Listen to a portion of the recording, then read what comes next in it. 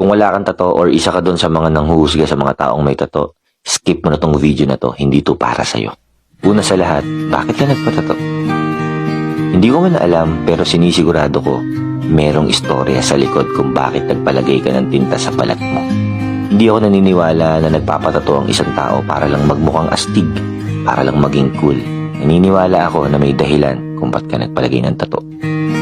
Posibleng simbolo ng pag-ibig, simbolo ng mga pagsubok na pinagdaanan mo, simbolo ng pagiging matatag, o kaya naman, simbolo ng pagkabigo. Naranasan mo na rin ba na mahusgahan dahil lang sa may tattoo ka? Yung tipong hindi ka matanggap sa trabaho na kaya mo namang gampanan at maaaring mas magaling ka pa nga dun sa ibang tao, pero hindi ka matanggap-tanggap dahil lang sa tattoo mo. Nakakalungkot, di ba? At naranasan mo rin ba na hindi ka man lang kinikilala ng isang tao ay inaayawan ka na dahil lang sa merong kang tattoo? Kesyo masamang tao, ex-convict, addict, hindi gagawa ng mabuti, madumi, matungis, kung ano-ano pang panghusga.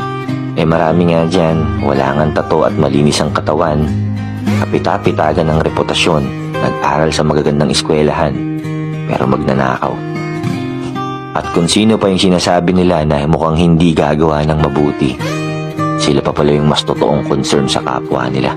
Nakakalungkot isipin na maraming tao ang mapanghusga base sa nakikita sa panlabas mong anyo. Hindi pong hindi ka naman talaga nila kilala, pero ayaw ka na nilang kilalanin dahil sa physical appearance mo.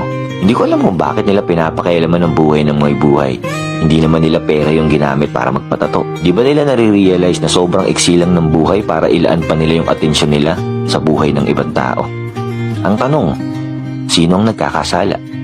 Yung mga taong may tato na wala namang ginagawa o yung mga taong nanghuhusga base sa nakikita ng kanilang mga mata?